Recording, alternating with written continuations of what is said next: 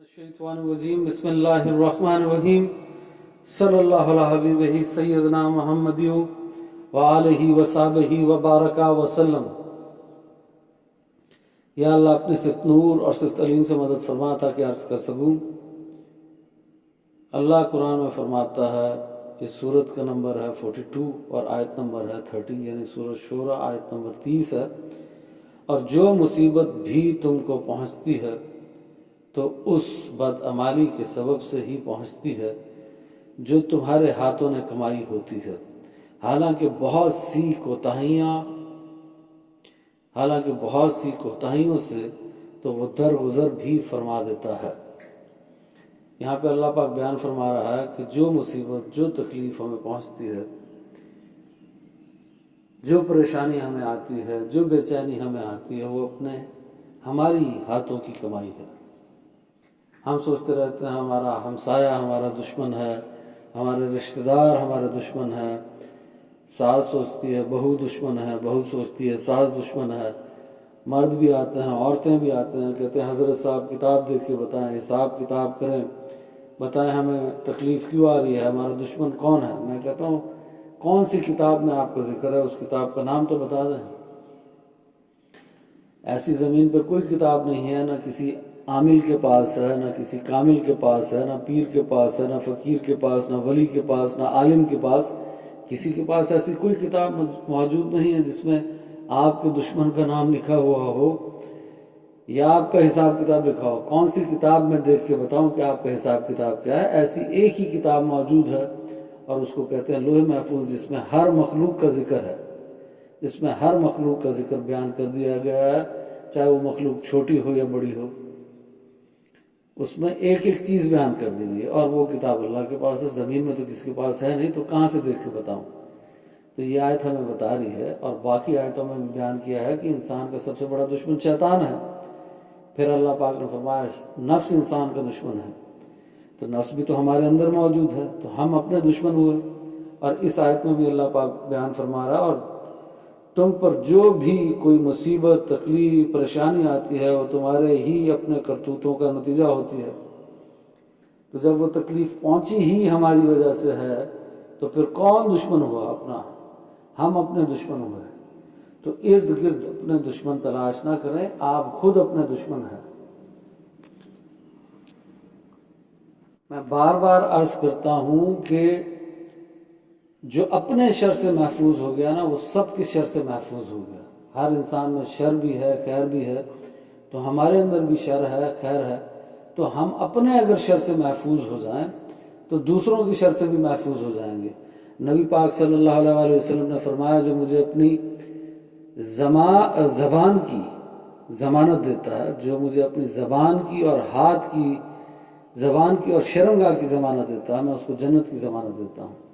مطلب اگر تم اپنے زبان سے کسی کو تکلیف مت پہنچاؤ اور اپنی شرمگاہ سے کسی کو تکلیف مت پہنچاؤ تو میں تمہیں جنت کی ضمانت دیتا ہوں۔ جب ہم اپنے ہاتھ کی حفاظت نہیں کرتے، اپنی شرمگاہ کی حفاظت نہیں کرتے، اپنی زبان کی حفاظت نہیں کرتے، کتنی اور آیات اور حدیث میں بھی یہ ذکر ہے کہ اپنے ہاتھ سے کسی کو تکلیف مت دو، اپنی آنکھوں کو جھکا کے رکھو، اپنی زبان سے، اپنے ہاتھ سے تکلیف کسی کو مت دو۔ تو یہ تکلیفیں تو ہم خود دے رہے ہیں، جو ہم دے رہے ہیں، جو ہم کر رہے ہیں، جو ہم کھیتی بو رہے ہیں، وہ کاٹنی تو ہے۔ جو تکلیف ہم تک پہنچ رہی ہے وہ تو ہماری اپنی وجہ سے پہنچ رہی ہے، تو پھر دوسرا کہاں سے دشمن ہوا؟ دشمن تو ہم خود ہوئے۔ کبھی ہم نے بد اخلاقی کر لی ہے کسی کے ساتھ تو لڑائی جھگڑا ہو گیا، کبھی ہم خاموش نہیں رہے، کبھی ہم نے جلد بازی کی ہے، بے صبری کی ہے تو اس کی وجہ سے تکلیف آ گئی ہے، کبھی ہم نے راز کی حفاظت نہیں کی ہے تو اس کی وجہ سے تکلیف آ گئی ہے، کبھی ہم نے ہاتھ کی حفاظت نہیں کی، شرمگاہ کی، آنکھ کی حفاظت نہیں کی تو اس کی وجہ سے کوئی تکلیف آ گئی ہے، کبھی کوئی اور گناہ کر لیا تو اس کی وجہ سے تکلیف آ گئی ہے۔ بس ہم سارا دن اسی بات میں رہتے ہیں کہ شاید کوئی اور دشمن ہے جس پہ الزام لگا دو، جو ہمارے ارد گرد رہتا ہے اور ہم پہ جادو ٹونا کرتا رہتا ہے۔ تو میرے بھائی دوسروں پہ الزام لگانا بند کریں، اپنے اوپر توجہ کریں۔ بار بار کہتا ہوں اپنے اندر غور و فکر کریں۔ جب آپ اپنے اندر غور و فکر کریں گے تب آپ کو پتہ لگے گا کہ آپ کا نفس آپ کا کتنا بڑا دشمن ہے۔ اور اس آیت میں بیان کیا جا رہا ہے کہ اس کا معنی یہی ہے کہ آپ اپنے بڑے دشمن ہیں، کہ جو تکلیف پہنچ رہی ہے وہ تو آپ کی وجہ سے پہنچ رہی ہے۔ کوئی اور تو آپ کو نہیں پہنچا رہا. تو آپ اپنی اصلاح کریں, آپ اپنے آپ کو اپنے شر سے محفوظ کر لیں تو باقیوں کی شر سے بھی محفوظ ہو جائیں گے. میں نے پہلے بھی آپ لوگوں سے یہ عرض کیا ہے کہ حکمت 4 باتوں میں پوشیدہ ہے: صبر، اخلاق، خاموشی اور راز کی حفاظت کرنا. اگر آپ ان 4 پہ عمل کریں تو ہر قسم کے لڑائی جھگڑے، فتنے، فساد اور تکلیف سے محفوظ رہ سکتے ہیں. ہمارا کام ہے بس دوسروں پہ الزام لگانا، اور ہم کسی کو نہیں چھوڑتے، اللہ کو بھی نہیں چھوڑتے. اللہ نے ہماری تقدیر میں لکھ دیا، اس لیے ہم سے گناہ ہو رہا ہے. جان بوجھ کر گناہ کر کے تقدیر کی طرف منسوب کرنا خود بہت بڑا گناہ ہے، کبیرہ گناہ ہے. کبھی ہم کہتے ہیں ہمارے نفس نے کرا دیا، کبھی شیطان نے کرا دیا، کبھی کہتے ہیں اللہ نے تقدیر میں لکھ دیا اس لیے ایسا ہو گیا ہمارے ساتھ. گناہ خود کر رہے ہیں، نام تقدیر کا لگا رہے ہیں. حرکتیں خود کر رہے ہیں، دشمن کسی اور کو بنا رہے ہیں، کسی اور کو سمجھا ہوا ہے. اپنے اوپر غور و فکر کریں، آپ کو پتہ لگے دشمن کون ہے. آپ خود اپنے دشمن ہیں، کوئی اور دشمن نہیں ہے آپ کا. آپ اپنے آپ کو اپنے آپ سے بچائیں، اپنے شر سے بچائیں. جو اپنے آپ کو اپنے شر سے بچا لے سب کے شر سے محفوظ ہو جاتا ہے. یقین جانیں، اس پہ تھوڑا غور و فکر کریں، آیات پہ غور و فکر کریں، احادیث پہ غور و فکر کریں، یہ ساری بات سمجھ میں آ جائے گی. اب اس میں تکلیف کی 2 قسمیں ہوتی ہیں. یعنی ایک تکلیف کو ہم آزمائش کہہ سکتے ہیں اور ایک تکلیف کو ہم عذاب کہہ سکتے ہیں. تو اس کا فرق کیا ہے؟ پہلے تو جو کفار ہیں ان پہ جو بھی تکلیف آ رہی ہے وہ صرف عذاب ہے، کیونکہ وہ ایمان والے نہیں ہیں. وہ ایمان والے نہیں ہیں، اس لیے ان کا ہاتھ ٹوٹا ہے، پاؤں ٹوٹا ہے، بچہ مر گیا ہے، بیوی مر گیا ہے، خامند مر گیا. یہ سب عذاب کی ہی صورتیں ہیں. ان پہ یہ جو تکلیف آ رہی ہے صرف اور صرف عذاب ہے، کیونکہ وہ ایمان والے نہیں ہیں. کیونکہ اس تکلیف کے آنے سے ان کے گناہوں کا کوئی کفارہ نہیں ہو رہا. گناہوں کا کفارہ تو تب ہوگا جب وہ ایمان والے ہوتے ہیں. باقی رہی مومن مسلمان کی بات، تو مومن مسلمان کے ساتھ تکلیف کی 2 قسمیں ہو سکتی ہیں. ایک کو آزمائش کہا جائے گا اور ایک کو عذاب کہا جائے گا. اب کیسے پتہ لگے گا کہ کیا چیز آزمائش ہے، کون سی تکلیف آزمائش تھی اور کون سی تکلیف عذاب تھی؟ تو اس کا بہترین طریقہ کار یہ ہے کہ جب آپ پہ کوئی تکلیف آئے اور آپ اس تکلیف پہ صبر کریں، شکر کریں، تو سمجھ لیں کہ یہ تکلیف آپ کے لیے آزمائش ہے اور یہ تکلیف آپ کے گناہوں کا کفارہ بن گئی ہے. اور اگر آپ پہ تکلیف آئی ہے اور آپ شکوے کر رہے ہیں، شکایت کر رہے ہیں، کبھی اللہ سے کر رہے ہیں، کبھی لوگوں سے کر رہے ہیں، تو اب یہ عذاب ہے. ایسے صحیح بخاری میں اور مسلم میں حدیث شریف ہے، اور صحیح حدیث ہے جس کا مفہوم عرض کر رہا ہوں کہ جو تمہیں تکلیف، مصیبت، پریشانی پہنچ رہی ہے نا، وہ تمہارے گناہوں کا کفارہ بن رہی ہے. مثال کے طور پہ جو تکلیف آ گئی، اللہ کا کتنا بڑا احسان ہے کہ ہم نے گناہ کیا، خطا کی، ہمارے ہاتھوں کی کمائی تھی، بدعمالیوں کی وجہ سے وہ تکلیف ہم پہ آ گئی.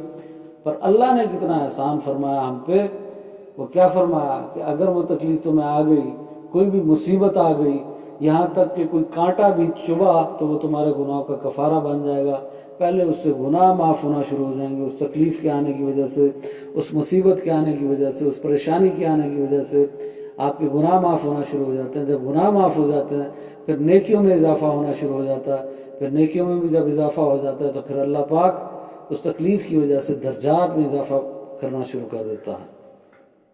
اور اسی آیت کو اگر آپ غور سے پڑھ لیں تو اس آیت کے آخر میں آپ دیکھیں اللہ کیا فرما رہا ہے.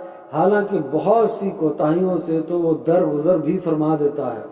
مطلب ایسے بہت سے گناہ ہو جاتے ہیں، ان گناہوں کو اللہ معاف کر دیتا ہے، ان کی وجہ سے ہم پہ تکلیف نہیں بھیجتا. اور ایک اور آیت ہے اور حدیثوں میں بھی ہے ایسا کہ اگر اللہ ہر کسی کو اس کی کوتاہیوں اور گناہوں کی وجہ سے پکڑنا شروع کرے تو کوئی انسان زمین پہ نہ بچے. تو یہ اللہ کا بڑا احسان ہے کہ وہ ابھی تو بہت سارے گناہ جو ہم کر لیتے ہیں اس کی تکلیف ہم پر نہیں بھیجتا. یہ بھی اللہ کا احسان ہے. تو خلاصہ کلام یہ ہوا کہ جو تکلیف پہنچ رہی ہے میرے بھائی، وہ آپ کو اپنے اعمال کی وجہ سے پہنچ رہی ہے، اپنی حرکتوں کی وجہ سے پہنچ رہی ہے. وہ آپ کے اپنے ہاتھوں کی کمائی ہے. تو آپ اپنے ہاتھوں کو روکیں نا، اپنی زبان کو روکیں. جن جن چیزوں سے اللہ اور اس کے رسول نے منع فرمایا ان سے بچیں تاکہ آپ تکلیف سے بچ جائیں. آپ دوسرے دشمن باہر تلاش مت کریں، آپ اپنے دشمن ہیں. آپ اپنے آپ کو اپنے آپ سے بچائیں، اپنے شر سے بچائیں تاکہ آپ محفوظ ہو جائیں.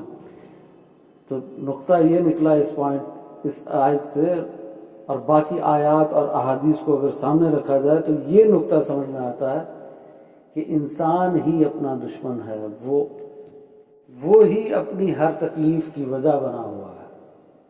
اپنے آپ کو تکلیف نہ دیں۔ ویسے بھی آیت میں ہے جو کھیتی تم بو گے وہی تم کاٹو گے۔ آپ دوسرے کو تکلیف دیں گے تو آپ کو کیا لگتا ہے تکلیف آپ تک نہیں پہنچے گی؟ آپ تک بھی پہنچے گی۔ آپ دوسرے کو ذلیل کریں گے تو ایک دن آپ بھی ذلیل ہو جائیں گے۔ آپ دوسروں کے گناہوں سے پردہ ہٹائیں گے تو ایک دن آپ کے گناہوں سے بھی پردہ ہٹا دیا جائے گا۔ آپ دوسروں پر رحم نہیں کریں گے تو آپ پر بھی رحم نہیں کیا جائے گا۔ تو یہ ساری مصیبتیں ہم پہ ہماری وجہ سے ہی نازل ہو رہی ہیں۔ اللہ پاک ہمیں سمجھنے کی توفیق عطا فرمائے ان باتوں کو، اور ان پہ عمل کرنے کی توفیق عطا فرمائے۔